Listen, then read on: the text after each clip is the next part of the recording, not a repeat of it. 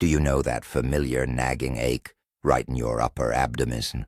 Or maybe constant heartburn, or that heavy weighed down feeling after a meal has become your new normal? If so, you are definitely not alone.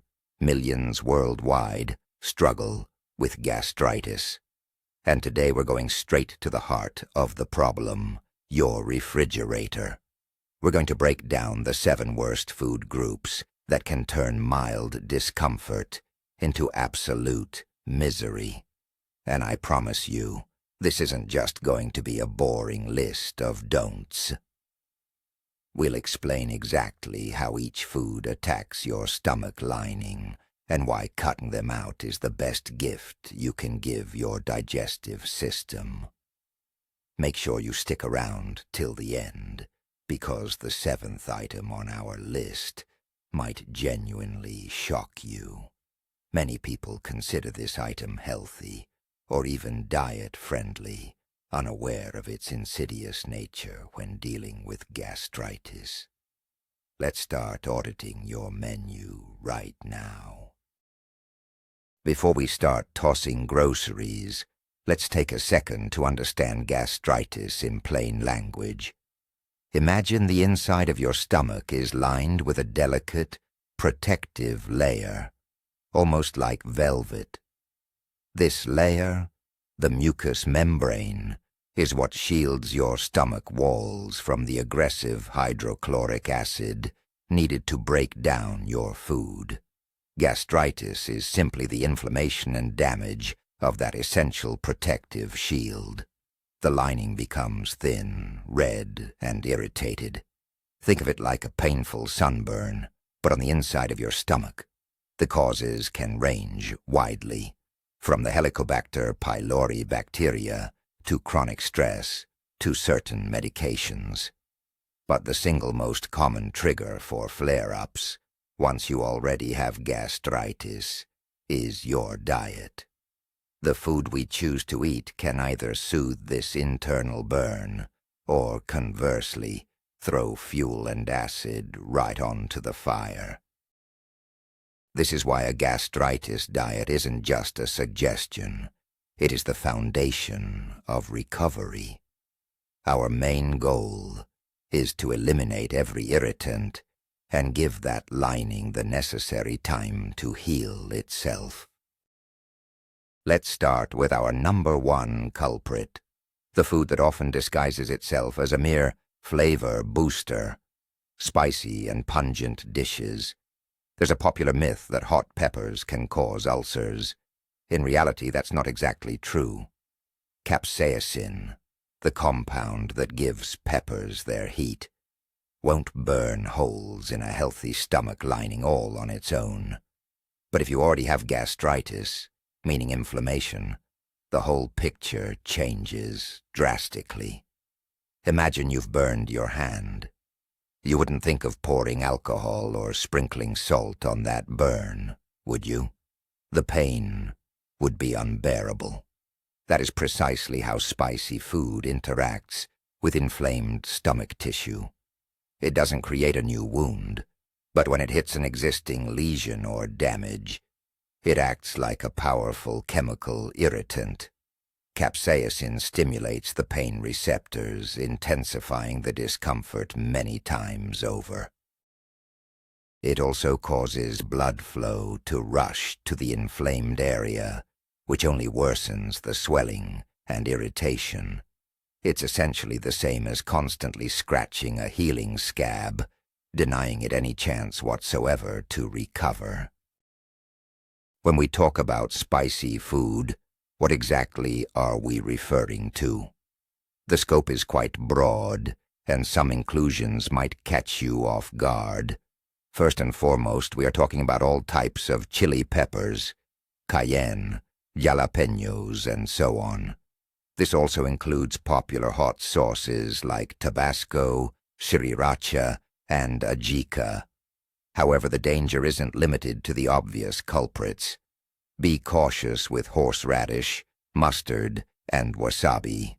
While their heat comes from a different chemical source, The irritating effect on the mucosal lining is just as potent. Special attention must be paid to hidden sources of heat. For instance, many processed meats and sausages contain significant amounts of black and red pepper, used purely as a flavor enhancer. The same applies to chips, savory snacks, croutons, and many pickled products. Even seemingly harmless spice blends can contain ground chili pepper. Therefore, during a flare-up of gastritis, it is absolutely vital to read ingredient labels carefully and avoid anything that contains the words spicy, hot, zesty, or simply pepper in any form. But if I can't use traditional spices, how am I supposed to make my food flavorful, you might ask? That's an excellent question. Cutting out spicy ingredients doesn't mean you have to transition to bland, tasteless meals. There is a whole world of flavor profiles out there that are not only safe, but actually beneficial for your stomach. Your best friends in the kitchen are fresh and dried herbs: dill, parsley, basil, cilantro, rosemary, and thyme. All of these add incredible aroma and depth of flavor without causing any gastric irritation. Instead of relying on hot peppers, you can use a pinch of sweet paprika for color and a subtle sweetness. Certain spices, such as turmeric, are renowned for their anti-inflammatory properties. However, even these should be approached with caution and introduced into your diet slowly, in small amounts.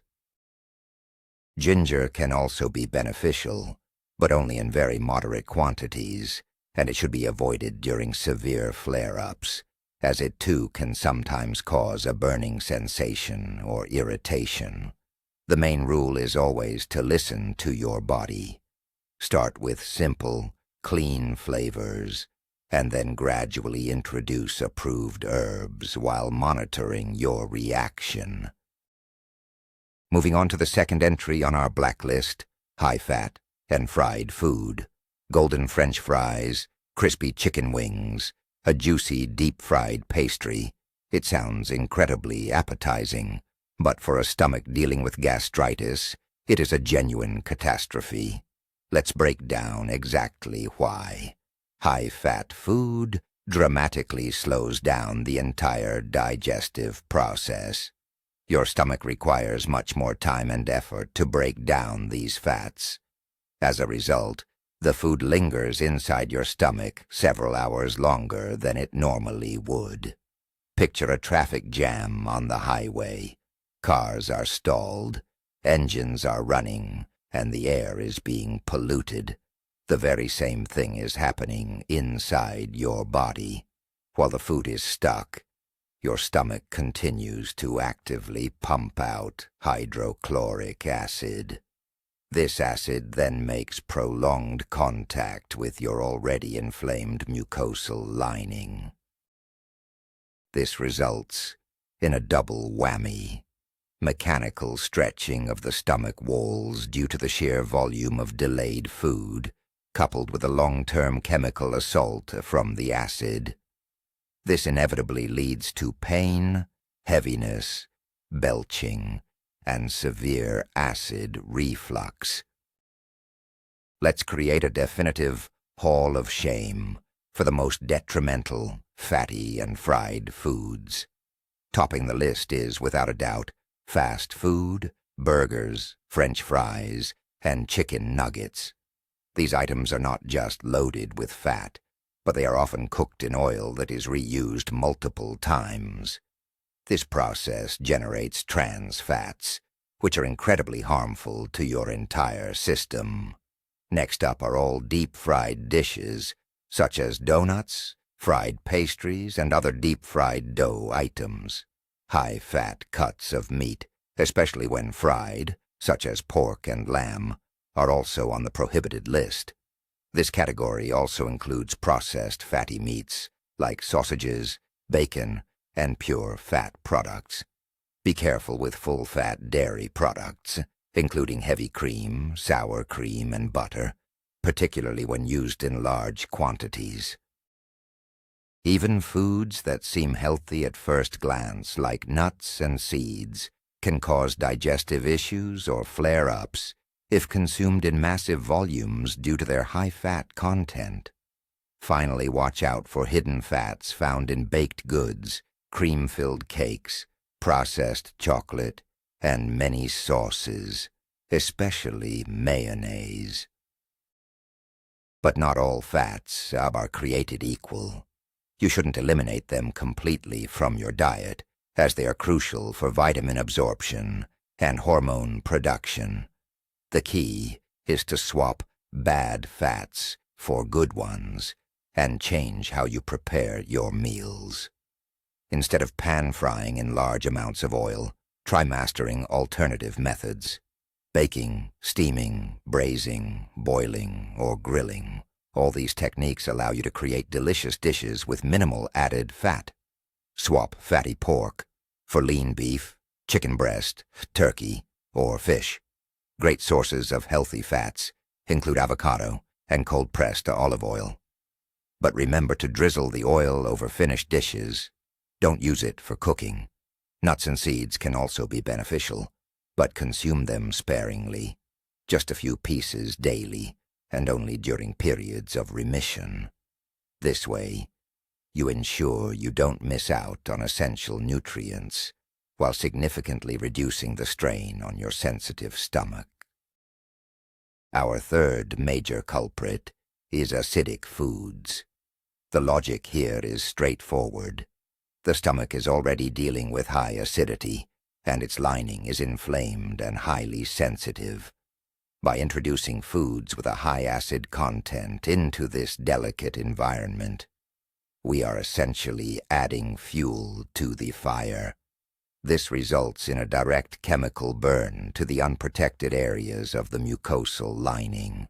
Acidity levels are measured using the pH scale, where 7 is neutral, anything below is acidic, and anything above is alkaline. Normally the pH of stomach acid ranges between 1.5 and 2.5.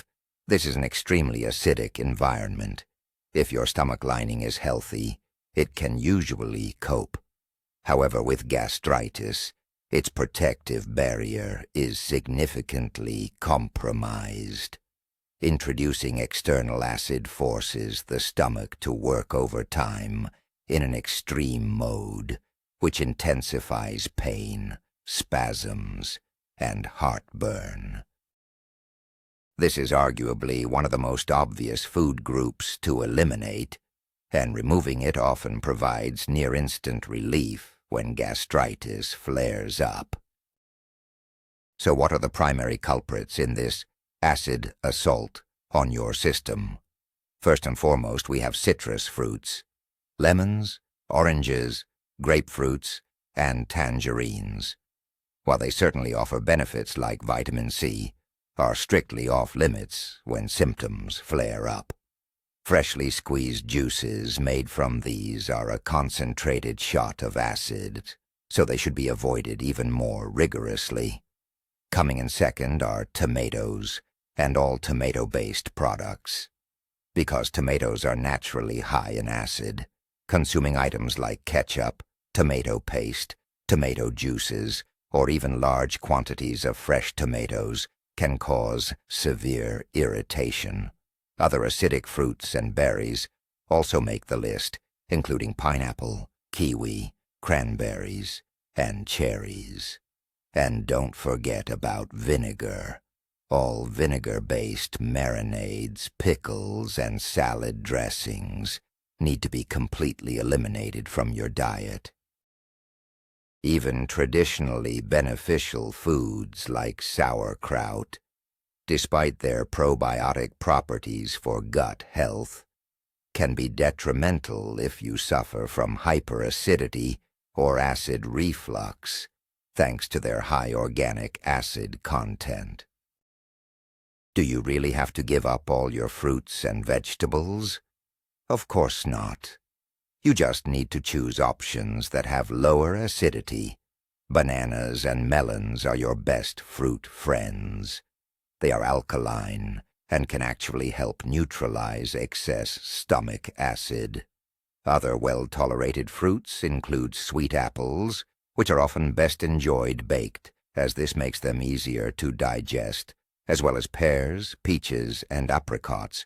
When it comes to vegetables, you can confidently enjoy cucumbers, zucchini, squash, carrots, beets, broccoli, and cauliflower. Potatoes, especially mashed potatoes, are excellent for coating the stomach lining, helping to soothe irritation. Instead of vinegar-based salad dressings, try a small amount of olive oil, low-fat yogurt, if you tolerate dairy well, or an avocado-based sauce. Remember, variety and moderation are key. This approach ensures you get all the necessary vitamins without irritating your stomach. Let's move on. Product number 4, the item that is central to many people's morning rituals, is coffee. For many, that fragrant cup of coffee is synonymous with energy and the start of a new day. However, for someone dealing with gastritis, it often signals pain and discomfort. Why is this? Coffee impacts the stomach via 2 distinctly negative mechanisms. First, the caffeine it contains is a powerful stimulant for the production of hydrochloric acid. You drink a single cup, and your stomach immediately starts pumping out acid as if you've just consumed a full meal, even if you're drinking it completely on an empty stomach. This excess acid then begins to irritate and erode the already inflamed stomach lining, or mucosa. Secondly, coffee relaxes the lower esophageal sphincter, or LES. This is the muscular ring that separates your esophagus from your stomach. When the LES relaxes, the acidic contents of the stomach can reflux or flow back up into the esophagus, causing painful, agonizing heartburn. Therefore, coffee attacks the stomach on 2 separate fronts, firmly establishing it as one of the most detrimental beverages for anyone managing gastritis. But what about alternatives? Could decaf coffee be the answer? Unfortunately, the answer is no. Even though decaffeinated coffee has less caffeine, it still triggers acid production. What's more, the coffee bean itself contains many other acids, separate from caffeine, that irritate the stomach lining. So, what about tea? Black tea contains caffeine, though in smaller amounts than coffee, and tannins, both of which can be harsh on your stomach. Green tea is generally considered milder, but you still need to be careful with your intake. The safest and often the most beneficial options are herbal teas. Chamomile tea has anti-inflammatory and soothing properties. Fennel tea is great for reducing bloating. Peppermint tea can relieve spasms, but be cautious. It also relaxes the lower esophageal sphincter. If you suffer from severe heartburn, it's best to avoid it.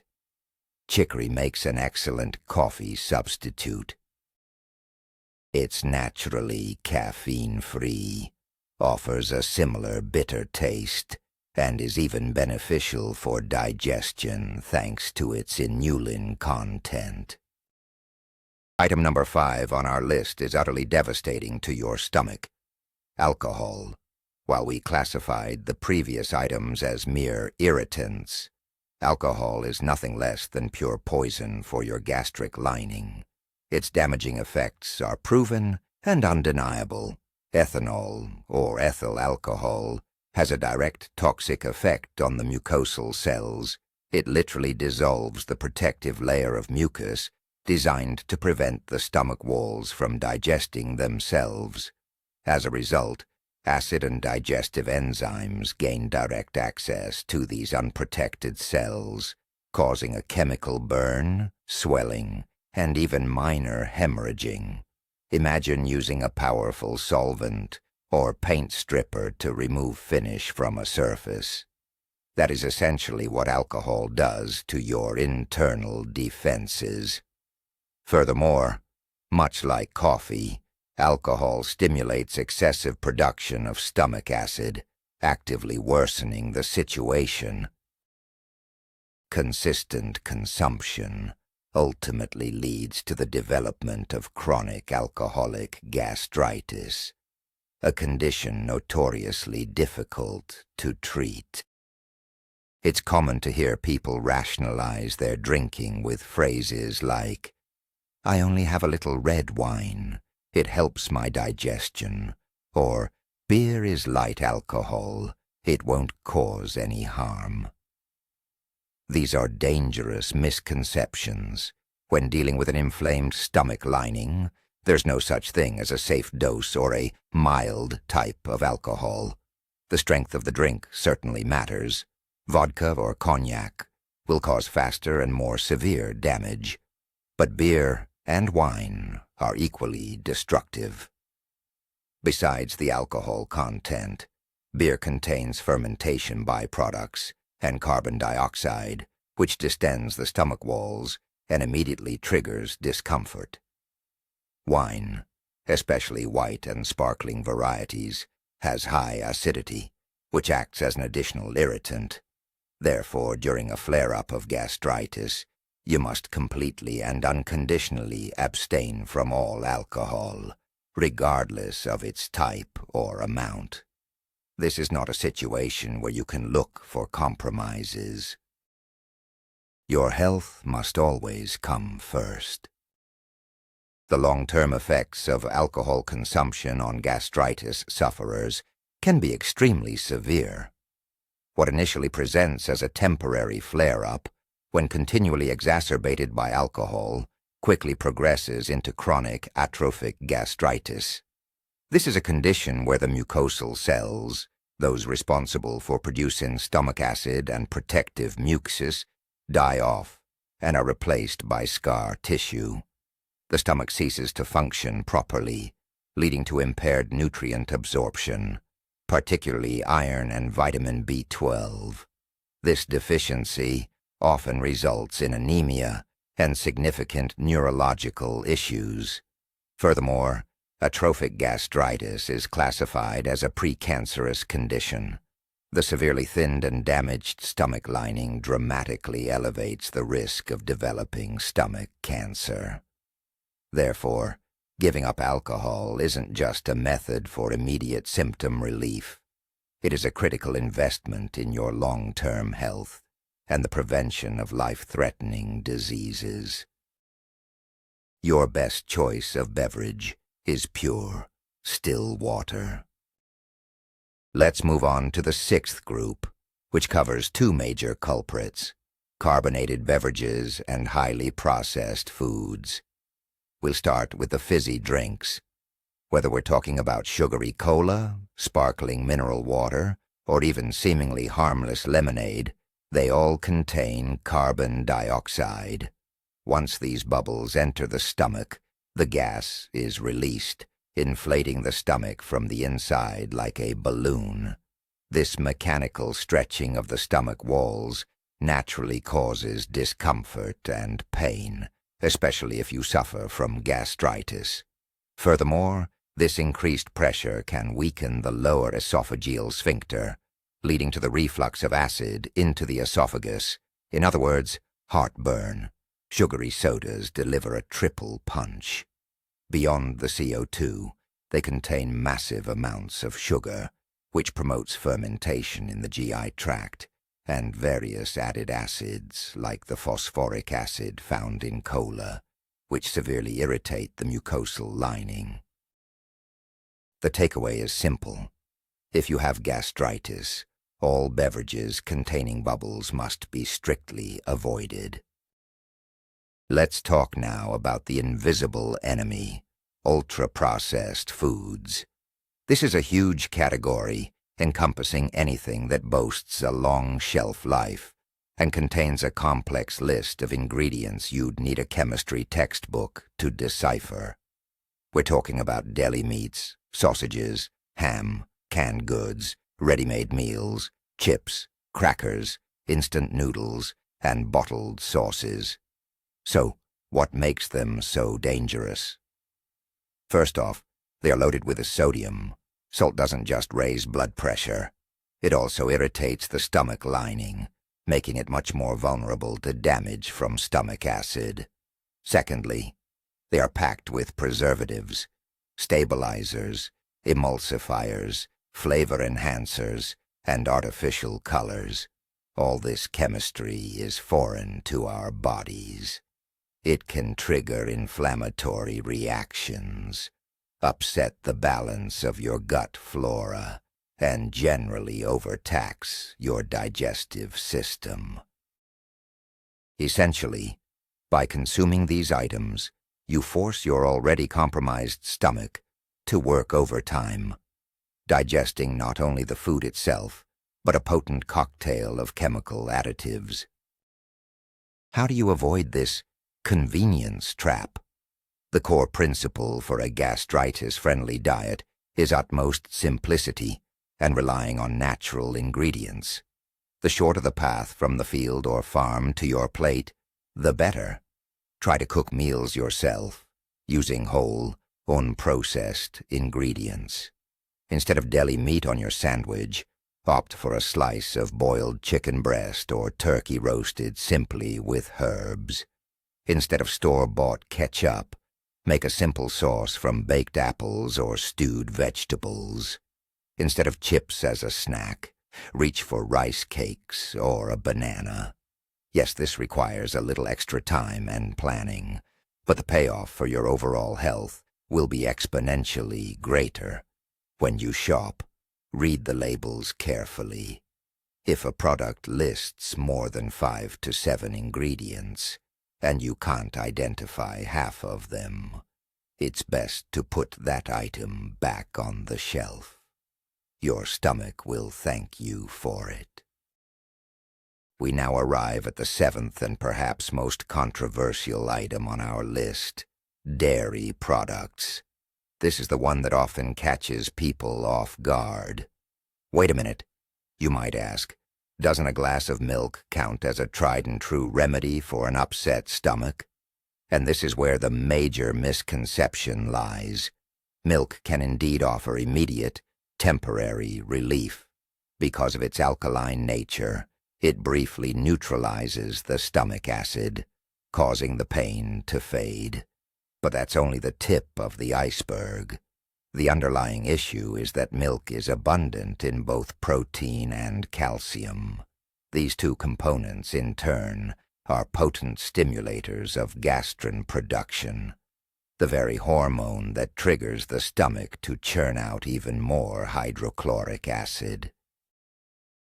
The result is a major rebound effect. You get a minute of comfort, only to be hit half an hour to an hour later by a new, more aggressive wave of acid that attacks the already inflamed lining with double the intensity. It's a vicious cycle that ultimately only exacerbates the underlying problem.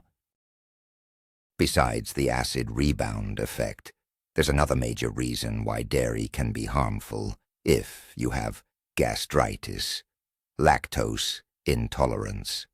Lactose is milk sugar, and to break it down, we need a specific enzyme called lactase. For many adults, the natural production of this enzyme is significantly reduced. When someone with lactase deficiency drinks milk, the undigested lactose moves into the intestine, where it becomes food for gut bacteria. This triggers a fermentation process, leading to bloating, excessive gas, painful cramping, and diarrhea. All these symptoms place significant stress on the entire digestive system. They indirectly worsen the symptoms of gastritis, leading to increased discomfort and acid reflux. Often people don't even connect their stomach issues to milk consumption, mistakenly blaming the gastritis itself. This is why it's crucial to pay close attention to how your body reacts after you consume dairy products. So, what should dairy lovers do? You don't necessarily have to cut it out completely, but you need to make smart choices.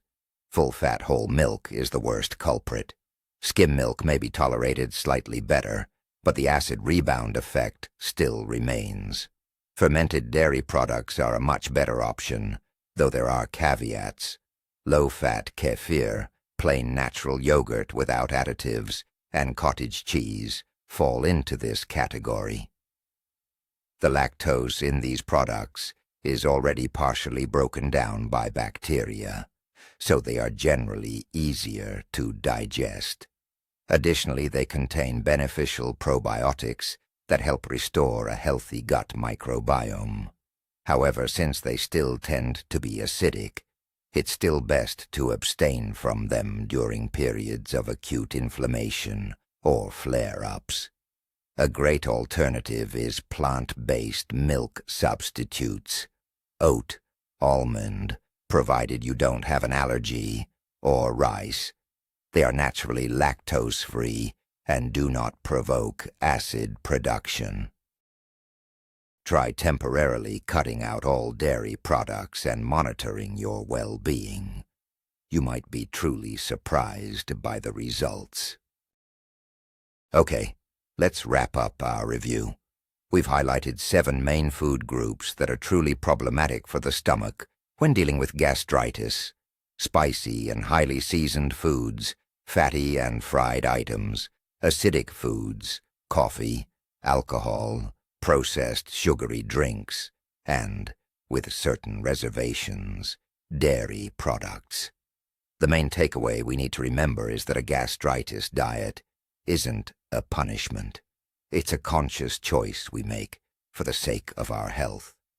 We're not talking about giving up your favorite foods forever. It's about giving your stomach a maximum rest and a chance to heal during flare-ups.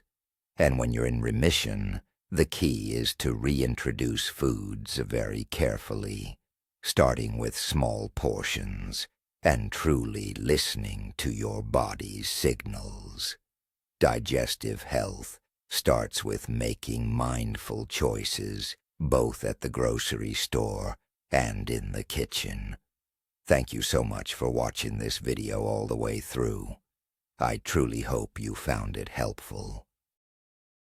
If you did, please hit the like button and subscribe to our channel so you don't miss any of our new health videos. Now, I have a question for you. Which foods specifically trigger discomfort for you? Or perhaps you've discovered certain foods that actually help soothe your stomach? Share your experience in the comments below, and let's help each other build the ideal diet.